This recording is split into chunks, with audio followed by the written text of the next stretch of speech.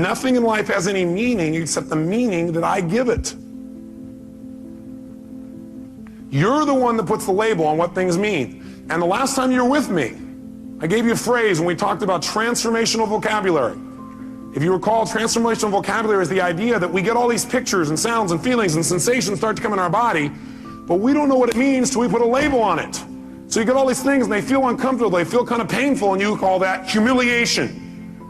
Will that intensify the feeling more than if you say, you know, I'm a little frustrated? Yes or no? You better believe it. The label we put on our experience becomes our experience. And we are the person doing the labeling. Now, granted, I'll agree that most of us are on automatic pilot. We're using a labeling and a communication process that we don't even think about consciously. And we can easily point to other people and show how they created that feeling for us. And certainly they helped us to get into state. They helped us by giving us some feedback, but we still determine the feeling. I'll give you an example. I was in Hawaii recently. I couldn't believe it. I read this article and then I saw the thing on TV where they interviewed this guy. He was out swimming and the shark came and bit his leg off. Yeah, you'd think he'd be fairly upset. Why would you be upset if you lost your leg? After the initial pain, why would you stay upset? Because of the meaning you'd link to that, right? What would be the meaning that would make you feel upset all the time? That's right, the meaning of loss, that you had lost something. See, almost all pain you're ever going to feel in your life, the pain that people have that makes them upset, it all starts with, I call it emotional anatomy. It all starts in one place. Pain starts with, number one, I'll put it down at the bottom here, a feeling of loss. A feeling of loss. Now, can you ever really lose anything? Only if you perceive that there's a loss. Is that true? Are you following me on this now for a second? You can only feel loss if you perceive it. In other words, you have to tell yourself there's a loss. You have to communicate that you've lost something. This man was not upset. In fact, he was concerned about the shark. Yeah, you say, this guy's on drugs. No, he was sincere. Because his belief was that, number one, he was responsible, not the shark, because he was a swimmer and he knew that in the area he was there were sharks, and if he's thrashing around on the top, they think it's a turtle, they'll come after him. But his concern was that people were so upset about it that people were going to go out and rage and kill the sharks in that area. How's that for sorting by others instead of sorting by self? So the meaning for him was, this was a learning experience. That's what it meant to him. For other people, it mean, I'm maimed for life. With the different meaning that he communicated. If he would have said, I'm maimed for life, I'll never be the same. You know, I can never accomplish anything. A woman will never be attracted to me. I'll be a gimp for the rest of my life. If he would have linked those meanings, do you think he would have been in the same state, yes or no? No way. By the way, maybe this is temporary, right?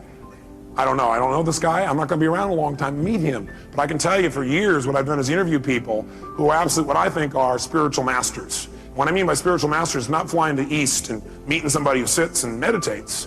I mean somebody who doesn't have the use of their legs or their arms and lives in absolute joy and is totally loving and tries to figure out how to contribute to other people. To me, that's a spiritual master. And I'll tell you what, there's tons of them. And they're my friends now because I go to learn from them. You know what I find out? They have developed belief systems that have helped them to interpret human behavior in a way that causes them not to be upset. Because no matter what happens, they finally figured out something. If you want to succeed in life, figure out how it works and then do it that way, not the way you think it should be. See, what most of us do is we run around in life with all these rules about how life should be, about how you should be, about he should be, how doctors should be, how staff should be, how patients should be. But you know how they're going to be? How they really are. Not how you want them to be. And then every time they don't meet your criteria, rah, you communicate to yourself, it's time to be annoyed. Or maybe a more intense word. Is that true? When you have an upset of any sort, you're feeling some negative emotion, it always comes down to really you have a feeling of what? Loss. But do you ever really lose? No, you don't ever lose anything. It just changes form. Hey, nothing in the entire universe ever disappears. Nothing. Not your physical body, not rocks, not stones, nothing. Everything in the universe transforms from one form to another. You take water and you try and destroy it, let's say you boil it, what does it become? Steam. Everything in the world transforms to a higher level. It's always transforming. You got to realize you can't lose anything. You can transform things, but you can't lose anything. Second thing is, if you really want to shift, then the fastest way to change your life is to get back in the growth mode. I don't care what it is. If you want to know what makes people happy, it's one word: progress. It's not achievement. Achievement gives you happiness for a moment, or maybe a week, or whatever. Whatever it is you think you've got, when you get there, it doesn't last. Because life is growth. We're either growing or we're dying. We all know the phrase, but it's because it's true. You know, phrases that have been overused and sound stupid at this point, the reason they've been overused is because they're accurate. And if you're gonna be alive, progress is it. If you want your body to feel alive, you gotta make progress. If you want your relationship to be alive, there's gotta be progress. If people experience progress, they are happy. If they don't, they won't be. I don't care what they achieve, I don't care where they go. So progress, if you're gonna make it, the first place to start to get it is be like a kid again. It's getting people to break their patterns. All the problems in relationships are based on patterns. You interrupt the pattern that doesn't work, it's so easy. But to do that, you gotta break your own. To do that, you gotta have enough energy. So what I'm gonna ask you to do is to be a kid again. Because when you're a kid, you try anything, right? Kids will do anything. If a kid tries something and it doesn't work, they don't feel like a failure. They just get up and try something else. But if an adult tries something and it doesn't work, they go, did anybody see that? No, never doing that crap again. It's bizarre. So here's what I believe. What's missing from relationships, what's missing from people's lives. Most people have a low standard for what they expect from themselves. That's it. That's it. Sorry to be so simple, but that's it. And so the way to raise your standard around is get around where it's better and let something hit you. Because most people don't have great role models. And when it comes to physical body, I started noticing all my friends talking about, oh, I'm getting old. They were 48, 45 years old, 40. So I decided I'm gonna spend the next year interviewing people that are over the age of 65. I'm gonna seek them out and find them, who are role models for me, because I want people over age 65 that are extreme athletes, that are performing better than 25 and 30-year-olds. Because I'm gonna find out what it is that makes them tick. Because that's what I want. I want a long, passionate, extraordinary life. So the first woman I found, 72 years old, Sister Madonna, Catholic nun who did not exercise in any consistent way till she was 40. At 40, she was getting a little plump, decided she was gonna go for a little walk. And each day she walked a block further. Within a year, she was running 10Ks, and then all of a sudden, marathons. And from the age of 40, picture this, to the age of 72 when I interviewed her, over those 32 years, she ran more than 350 Ironmen.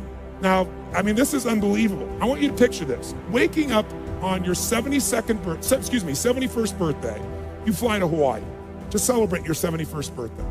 You wake up that morning and decide the way you're gonna celebrate your birthday is to run an Ironman. So you get up in the morning, you're 71 on your birthday, and you run a marathon. Then after your marathon, you go for what, a 2.5 mile swim. Then after that, you jump on your bike for 100 miles. Now picture this, you're at mile 45 roughly, and you are passing 35-year-old men. Better yet, pretend you're the 35-year-old man that a 71-year-old woman is passing. Sister Madonna got to mile, I forget the exact mile, but about 67, 68, 69. She was more than 3/4. She only has like 25 miles to go, and the whole thing's done. And she's on the big island of Hawaii. And if you've not been there, it's beautiful, but it's desolate. Because you know what's happened is there's no trees. All the lava's come down and wiped out everything. So it's very rocky, and since there's no blockage, there's lots of wind, and the wind's picking up, and it's coming right at her, and she's coming to the end of this thing. She's, maybe got 25 miles to go, and the wind's picked up to 35 miles an hour, then almost 40 miles an hour, and she became a flying nun. It picked the wind, smacked her and her bike, lifted her and smashed her on the rocks. She broke her hip, split her clavicle, cut her face. They took her away in an ambulance. The next year, they started to vote, and they were deciding that they were not going to let anybody over the age of 55 do this because it's too dangerous. So she protested and came up and did it again at the age of 72 and completed it. How's that for some determination, huh? Think of those standards. Think of what's possible. The average person, I'm tired, I'm stressed, and they're 50. Right? I interviewed a man 98 years old. The way I met him is at the New York City, each year they have a race up the Empire State Building, up the stairs. And obviously most people running are 20, 25, 30 years old, maybe 35. 98 years old, running up the Empire State Building steps as a warm-up to the Boston Marathon. So here's what I say to you. If you want to bring a gift back to the clients you work with, the first one you better bring is a renewed energy. A different standard of what you expect from yourself, because the energy is transferred to people. Words by themselves don't do it.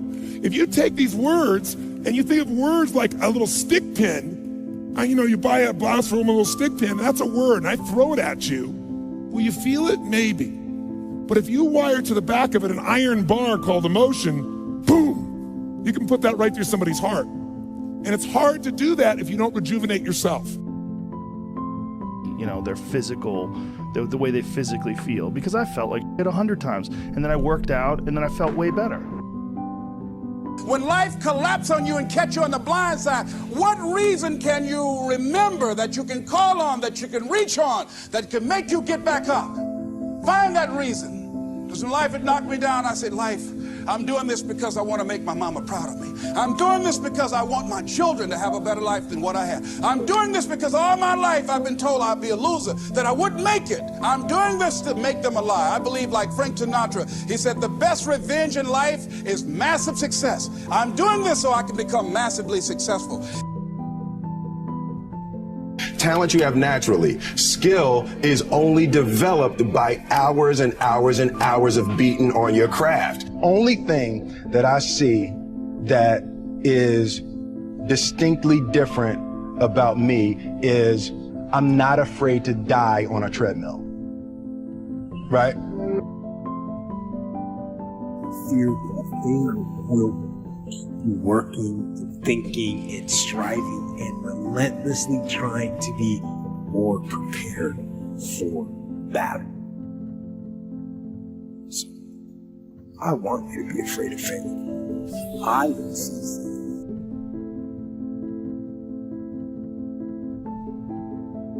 Or laying in bed for an extra 48 minutes will make you happy right now. So there's lots of things that'll make you happy right now, but in the long run, they don't do anything for you. They make you soft. They make you weak.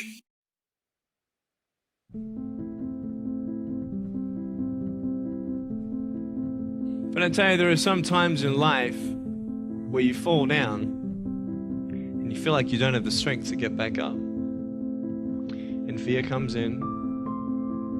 Just that fear paralyzes you. And I just want to ask you today, do you think you have hope?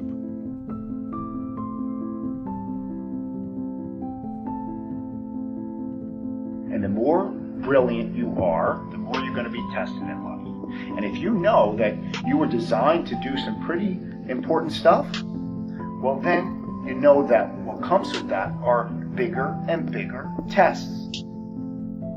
So if you understand who you are now, and you're constantly comparing yourself to something else or somebody else who you should be, that means there's a ping pong match there. And that means there's an opponent. Okay? That means that there's something going on that's saying you should be that person. And that's what I mean by you can't mentally lower your expectations.